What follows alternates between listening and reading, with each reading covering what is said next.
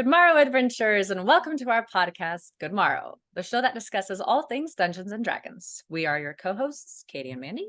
We interrupt your regular viewing today as we have a special episode talking about the direct release from D&D Direct. Let's jump right into it. All right, so that was pretty exciting. All of everything that they introduced. I'm so excited I might throw up, which was my legitimate reaction when I was talking to Jason about it. So that's fantastic. Like,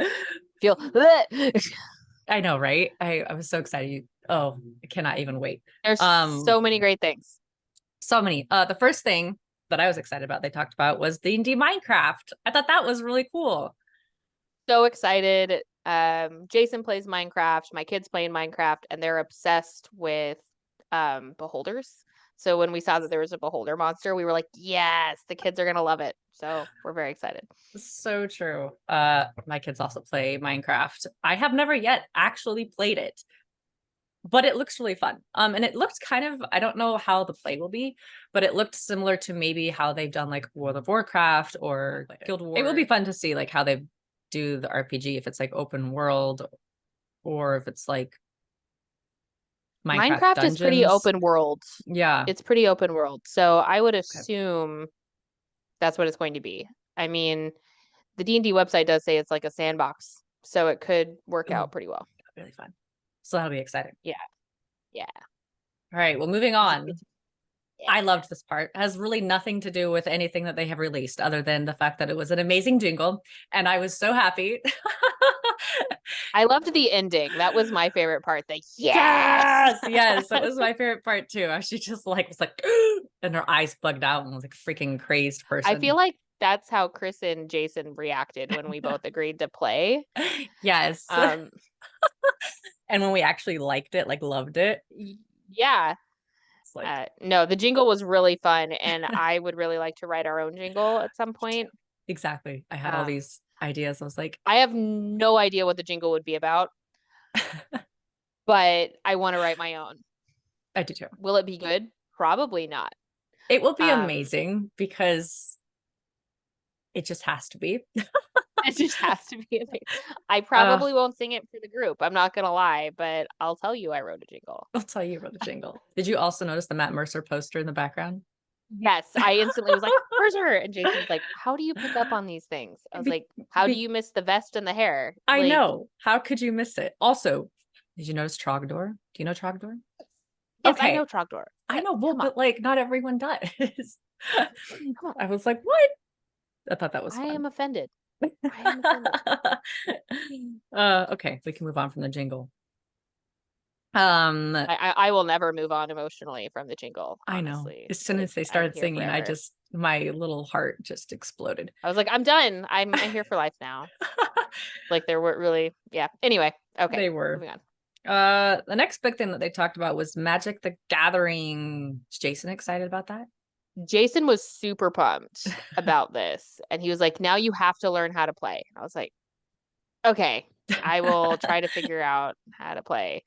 I didn't realize when I married him how much of my life would be learning how to play different games. It's true. Same. Honestly. D&D's been one. Just video gaming in general has been another one. Because up until that point, my video game experience was playing The Sims, which I still love. Yeah. But no, lots of like the Secret Lair stuff. Jason's really excited, actually. Okay. From there, we have the movie release, which is coming out in 2 days. Officially gets released in 2 days. But Jason scored early access, fan access tickets for tonight. So he gets to go do, like, there's a collector's edition poster he gets for it and like a bunch of other like swag. Yeah, I know. That's awesome. So he's going to go tonight. I'm very jealous, but also he deserves it and stuff. So he gets to go first. And I'm going tomorrow. So I think we're doing like 3 days in a row, aren't we? Yeah. Because like you guys are going Friday. Yeah, we are. That is so cool. Yeah. I'm really pumped. So excited. We're going to play a little game to see how many spells we can identify.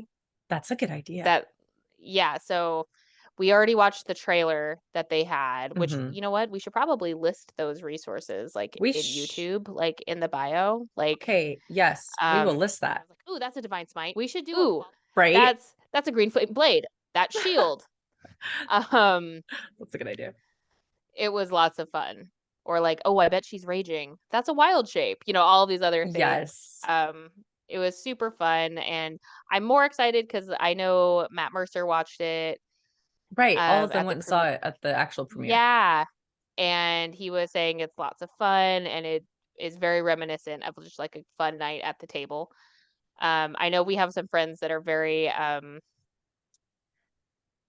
very particular and have like really high standards for movies. So our fellow movie critic, which is fine. Yeah, I am not a movie critic in any way. I'm really excited just to like be able to, there's another avenue to watch D&D. I mean, I still have emotional scars from the 2000s film. I've never seen it. You know, it's one of those things where it's so bad you almost have to watch it. Well, okay, I have to now. Right? Yeah. Yeah, it's like you watch it and you're like, but why? Like there's parts of it where I was like, well, how is this a Dungeons and Dragons? It took a little bit for me to like see it, and maybe I was just really tired. Like, but no, I'm super pumped about the movie. It's gonna be so fun. I love all the actors in it. I do too. Oh my gosh. Like all of them are some of my favorites. Like super, super good. Yeah. So yeah, I thought that was great. Also, although I do wish the tiefling was more tieflingy looking. Yeah, I looked up all of the, like, because of the Magic the Gathering, they posted, you know, all of their classes and their races. She's the only non-human race. Everyone else. And I feel like she could have looked less human. Yes. If that makes sense. Yes, because when I first saw her, I was like, oh, she's an elf. No, she's not. Nope. She's a tiefling, but she doesn't look like a tiefling. Like rules as written, I know that tieflings are only supposed to be flesh colored, but you know what? We as a community in D&D said no. We have standards. we said no. We need to have a purple tiefling and a blue tiefling and a green. We need to be able to have all these things because it's fantasy, damn it. Yeah. So, do what we want. Exactly. Anyway, you were talking and I interrupted you. No, you're great. I loved in the new trailer that D&D Direct released, or at least maybe it's not new, it's just the first time I had seen that specific trailer. I can't remember the spell that the caster used, but it was the one where you can ask the dead 5 questions. Speak with dead. That's right. And as I was watching it, I just immediately started laughing because how many times has this happened in all of our campaigns where we have questions? And for me, it always happens when I'm doing a message of sending and I start talking and I'm trying to count out 25 words and Krista's like, oh, nope, that's part of it. And all of my characters are like, wait, no, and it always screws me over. I know. I can only think of one time Speak with Dead was good for us, and that was when Maeve used it. Yes. I used it with Maeve, and we could talk psychically. So I could ask everybody if they had any other questions in my head, so the dead body didn't hear it. Oh, it was fantastic. But no, super fun. But yeah, messages of sending are just okay. Moving on. I think we need to talk about the Dicelings. Jason and I both literally, you know that like scene from what's the movie with Minions? Oh yes, like Despicable Me, where the little girl goes, "It's out." Yes, she's so excited. Yes. Jason and I had the exact same reaction, and then I immediately went on Amazon and I was like, "They're only $20. Do I need it? Maybe. Where would I put it?" And now I did buy new bookshelves this weekend, so I'm like, I could put it on a bookshelf. You could, like, where wouldn't you put it? Yeah, this is fair. Also, yeah, like so excited. Now I'm unsure. Are they like figurines or are they like stuffed? So they're figurines, but they also made oh, I'm combining the two, the plushies. Oh, that's what I'm doing. Yeah. Yes, the Dicelings, which is the owlbear, the displacer beast, and Xanthar. And then the plushies, which is the mimic and so they do have like a blue beholder. I'm on Amazon right now because you know that's where I spend my time. They do have a collectible diceling that is blue, and Xanthar is technically like blue if you look at Xanthar's Guide to Everything, like the source book. So I don't know if it's officially Xanthar, but they do have a blue beholder. Okay. And they have an orange beholder, they have a white dragon, a red dragon, they have a displacer beast. I want all of them. Because I have a problem. I have a problem. Yeah, I think they'd be really cool. Because it's dice and monsters. Yeah, I thought that was really neat how they were like transformative. Is that the right word? Yes. It's like Transformers, but Dungeons and Dragons and dice. It's like all of my favorite things. It is. Yeah, you guys do have a dice problem. We really do. I have an entire jar. It's like this big. Dice. I love it. It looks cute. It does. It does. Looks really cool. And I really want that little owl bear stuffed thing. I want the stuffed animals so bad. Looks so cute. But I want them for myself, and I'm scared the children will steal them. The children, they will. They will come in and take it. As soon as I saw the mimic, I was like, "Ooh, Mandy," because we all know how much you love mimics. That's still, well, number one, they're one of my favorite monsters, but it still cracks me up that I wrote into Maeve's character that she was scared of mimics, and we never ran into mimics. You're right, we didn't. My gosh, Chris really missed an opportunity there. No, we did until at the end. We ran into mimics at a festival, and Chris was like, let's play a game. And I was like, fun fact, if you look at the character sheet I sent you a year and a half ago, that's a no-go for Maeve. So Maeve just like ran away.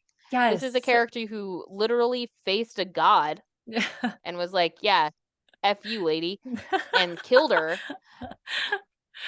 Like, I mean, we all have our things, right? Yeah, and so I had it written in that her older brother Killian, who you got to meet, right, in game, told her stories of mimics and told her that there was one in their house. Oh my gosh. That's just like an older brother would do. That's just terrible. And was like hunting her. So like at 8 years old. So she was like constantly stabbing her pillow, right? Thinking it was. So I had this whole thing where if anybody had asked. Amazing. I never even thought about it.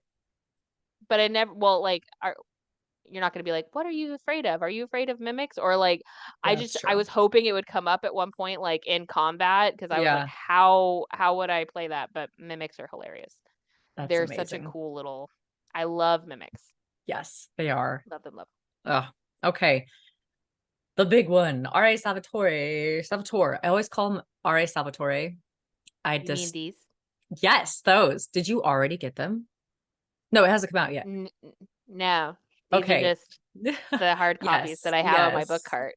Yes. The Way of the Drow trilogy coming out in August. Okay, yeah, so obviously you don't have I'm so excited. Lawless Warrior. I'm super pumped. Like, honestly, this character has done, like, honestly, one of my all-time favorite characters. You were right when you introduced me that I know more Harry Potter lore than everybody. Yes. But I will fight people. I could clean house at a Harry Potter trivia night. So I'm gonna say 100%. And your clothes. Don't even try. No, like it's just done. But I have fallen in love with this character. Like, it, honestly, he's my all-time favorite. It's part of the reason why when I DM'd last time for the group that we went into Menzoberranzan, or I can't say it right. We're just gonna go. No. You are. I listened to both R.A. Salvatore and others. He says Menzoberranzan. Menzoberranzan. The game, yes, the game, they pronounced it. I even wrote it down phonetically. Wait, where did I write it down? Menzoberranzan. That is incorrect because R.A. Salvatore I don't like says it. Menzoberranzan. There you go. Menzoberranzan. Also, we said it a different way before. Anyway, we did. We did. I can't remember. But that's part of the reason why the campaign I wrote was the campaign I wrote. Because, well, number one, that makes it sound like I had way more control over the story than I did, because I really, really didn't. Y'all just like... Chris was like, I'm actually going to play, so I'm going to do everything. Oh, man. Letting your DM play for the...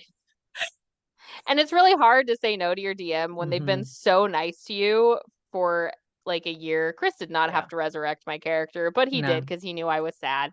Twice. Or your husband. Twice. Did, to be fair. I didn't have anything to do with that last one. Sure.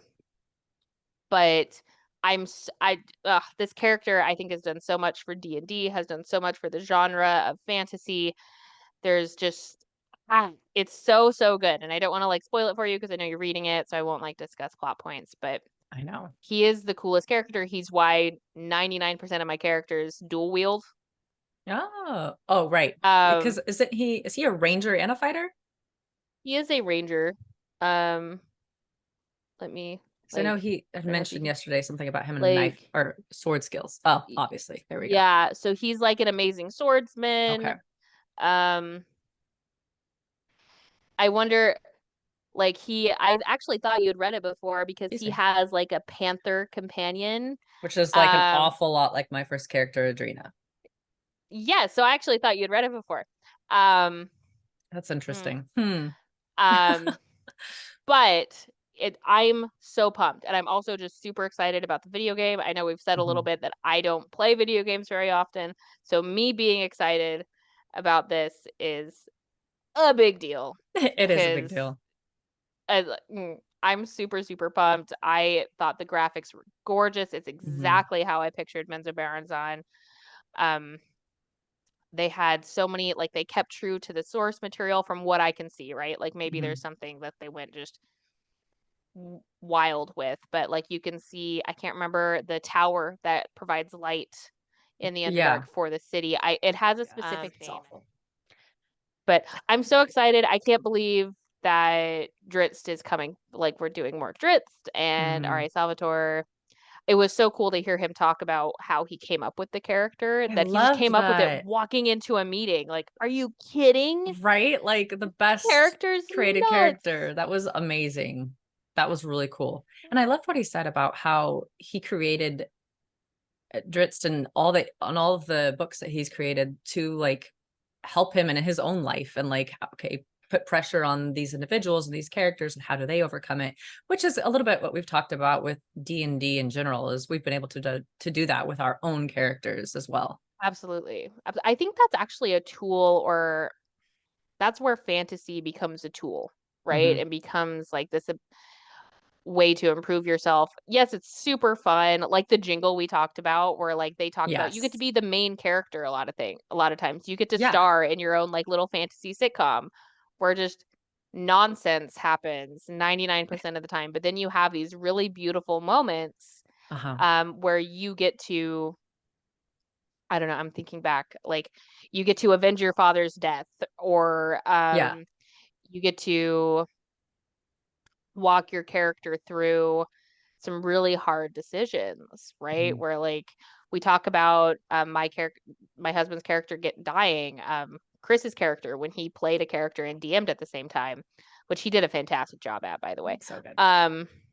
He had to decide, okay, am I going to break the staff and use the wish to bring back this character who is, my buddy's character, but also in game, it was his character's best friend and his character's cousin, his character's love interest, twin sister's love interest, my character, right? There's so many different ties, and watching him make that decision, because there's lots of really cool things. Also, I want to visit those characters. I think that's one of the amazing tools about fantasy and literature and just the arts in general. They can be applied so much to the world that you're living in.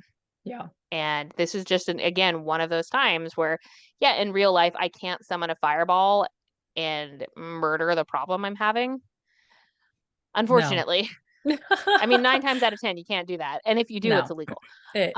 Or immoral, or depending on who you're firing it at. There's ethical stipulations there, but you know what? I don't have the same ethical stipulations and standards in the real world that I do in a game. It's true. It is true. I loved his interview. I thought that was super fun. Yeah, I thought it was great. There's also the virtual tabletop, the VTT. What were your thoughts on that? So initially, I didn't want to like it because I was mad at Wizards of the Coast for the OGL nonsense that Right. happened earlier. So I was like, I hope it's bad. And then because I'm petulant, Mhm. and I started watching it, and I was like, gosh darn it, it looks beautiful. Like it looks great. Yeah, It honestly looks stunning. it does. It made me want to be like, I need to get a better computer so I can see everything that's happening Yes, all the when and if graphics. we use this, you know? Right. Because so much of our game is virtual right now, Hmm. simply because we don't live next door to each other anymore, which I've Yep. mourned several times for years. Um, but it just looks so great. It really, really does. Like It the does. DM part of it looks fantastic. I like read the deep dive Oh, good. Yeah. that they're um I'm very, very impressed. Now, again, I wanted to hate it. Yeah. I wanted to be like, you guys failed, but you didn't, and it's a real bummer, at least from what I can see, right? That's amazing. Right, from Um, what they showed us. from what we can see and Hmm. everything, it looks fantastic. Like the DM controls, like they can and you can port in stats for a character. Like I really I liked thought that a that lot. was yes, I thought that was really cool. Mhm. Um, I didn't see it, and maybe I missed it, but it looked like you can build your minis in the VT, like So I VTT, think, and they haven't really or they shown were, it. It yeah, seems like it's similar to, again, like other RPGs. Like I reference Hero these a lot Forge, because or I play yeah. them. World of Warcraft or Guild Mm-hmm. Wars. There's other ones too, where they have like a basic, here's the head or here's your face shape. And then they have like 5 different options. And then you can rotate and figure out which one you want, or like eyes. Some games get very specific, but so they have a bunch of different options that you can pick to splice together your character. So they might have that, or it might just be like 2 options. I don't know. I didn't see them show us that, which I like that you can customize and stuff if that is the case. Mm-hmm. That was also a thing though where I liked that, but I didn't, because Mm. D&D is so different. Because D&D you get to literally come up with whatever you want. Like you don't have Yeah. um like nothing's preset. You get to your character can look however he or she looks. You Nothing is blocking your imagination. So, but like you can't create endless possibilities in a game. So I understand that and I get that logically, but I was still like, no. Yeah. um, Like but yeah, it is really cool I though. And I think did, oh, go ahead. I was just gonna say I'm really excited that they built in an ability to roll manually. Yeah. Because I do really miss that. Yeah. The clickety Um, clacks. I love the math rocks. Yep. As we've discussed, I love them. I know my husband loves them. There's something really tactile about it. Um, There is. I'm excited to see the animations for spells. Like I'm too. They kept talking that's about super Fireball. fun. Well, because it's a freaking awesome spell, and I'm so annoyed that I've had this spell prepared for like 6 weeks, and I haven't been able to use it. I know, Because the especially last because, combat we were in like tight spaces, and I was like, I could cast it. yeah, and you'd also like kill my character. Meh. Spoiler alert, my character was under a curse, and so everyone was attacking me. I was completely innocent To be in this. fair, I didn't attack you until the end. This is Okay. true. This is I true. tried everything I could to stop it. This is very true. I will point out, however, and I did notice our second campaign, so last campaign, when we all had a similar experience and we all had to like play like an evil version of our characters. When everyone else was the evil version, we all tried to stop fighting and try to, talk the person out of it. When it was my turn, no, no. Everyone was just trying to kill my character. Oh, that is BS because I didn't. That's true. You were the only one. Okay, so you are Again, the only I'm one that nice. cares. Yeah, I was the only one that. Well, to be fair, I was the only character that didn't have a beef with your character Okay, on that's fair. some level. Um, My characters are so nice though. But Here's the problem. Olvera was too nice yes, and it she was. irritated Yes, everybody she did. else. Yeah, because And you were a cleric of character. Lathander, and Yeah. Geralt hated Lathander. And I was always like, no, you can't do that because it's immorally incorrect. And he was just like, and he and I, who were duh. chaotic neutral, were like, we don't care. Yeah. I'm gonna do it anyway. It's true. Like, and I was the captain of the ship, so you had to listen to me on some level. It's true. Or get kicked out. Kicked off. I think Kevin and I started You spreading kicked wings. off the ship. Yeah. I will knock you off. But no, I think the virtual tabletop looks fantastic. I think we can link to that videos if people haven't seen it. I'm really hoping, we haven't heard anything else about the OGL, which is why we haven't started streaming our play yet. I think this would be a really great, there's going to be some great, it would be fantastic. So I'm really, really hoping that it works out. I am too. When Chris Perkins and Jeremy Crawford came on at the end, I was like, oh, good. Maybe they're going to say something and just be like, here it is. And I waited and the credits came. I'm really excited about the new source books and storylines. I know we typically lean towards homebrew stuff, but I do love the source books, and I just love reading it. I got a lot of ideas. When I DM, I pulled a lot of adventures out of those and, put my own spin on it. But I'm also very excited about the Book of Many Things. I'm curious how they're exploring the story behind Deck of Many Things. Yeah, me too. I'm really curious to see what that's going to be. Again, we're going to link to all of the other videos so people can look at it. Yeah, we will.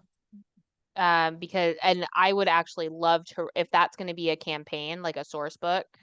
Or an adventure to play, I would love to run that. Okay. So if Chris ever needs a break, he tells me almost daily, he's like, I'd love to play again. I miss playing. And I'm like, oh yeah, I should actually work on my one shot that I talked about doing forever ago, and then stop. I just don't believe you're going to do it. I am. Dang it. Now I have to prove I just don't believe you.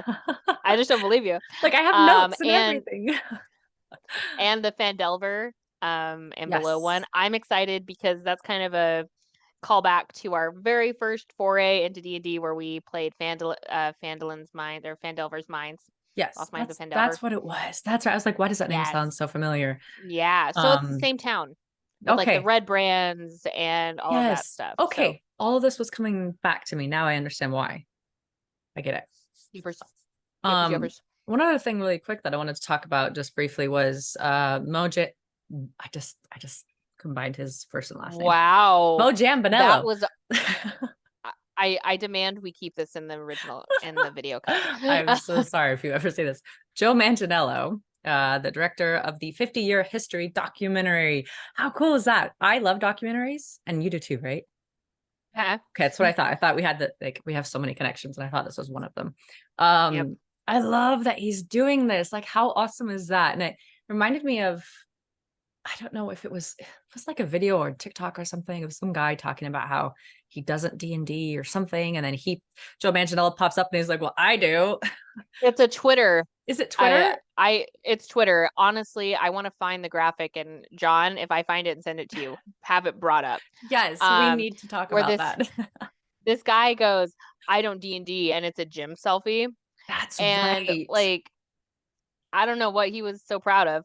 And Joe Manganiello pops up and he's like, I do. And he's like, the cover is Men's Sports. Yes. And he's also been in Magic Mike. Like, he is a beautiful man. Like, there isn't. Come on, guys. D&D. I know. Like we talked about last time, right? Or in our first episode. D&D evokes a certain image. Yes. Right. Or at least it has in the past. It has in the past. It's a stereotype and a stigma that I think we are all breaking and looking at. Like, look at the cast of Critical Role. They're all annoyingly attractive. I know. Like, I was talking to someone about it, and they're like, yeah, they are the definition of bi panic, right? Like, everybody's attractive. Yes, it's a real problem.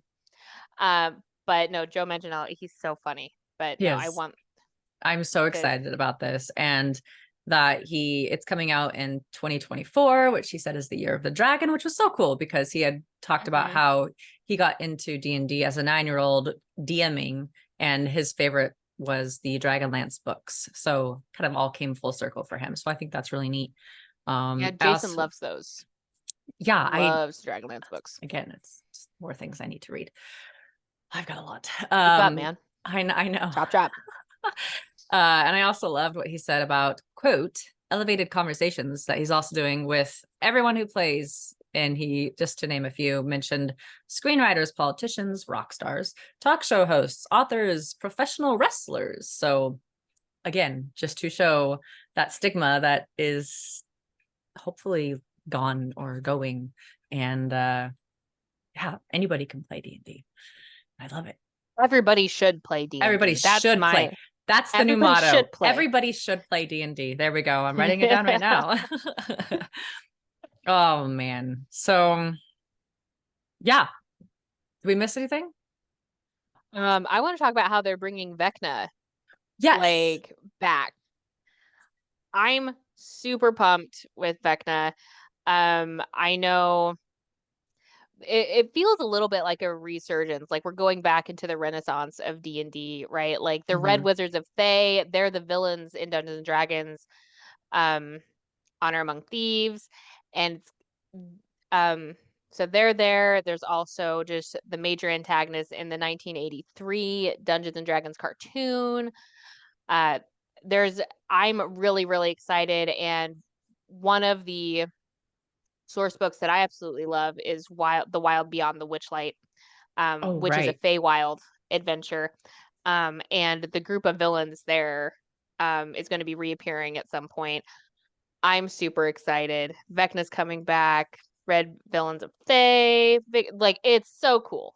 Vecna is absolutely one of my favorites. And it's also just a super cool plot point in the first campaign of Critical Role.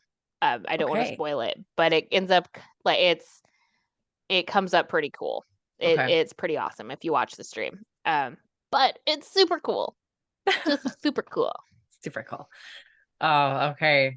Well, I think we covered everything. Hopefully. Thank you for listening to Good Morrow. Before we end, show us some love by leaving us a review or comment, and please subscribe so you can continue your D&D entertainment and pleasure by yours truly. We live for applause, and it helps other people find our podcast. And stay tuned for next week, where we will be discussing the new movie, Dungeons and Dragons: Honor Among Thieves. Joining us will be our mighty DM, my husband, your husband, and our ever faithful movie critic. I slaughtered that. This will be very entertaining. All right. Well met, friends, and we will see you again next week.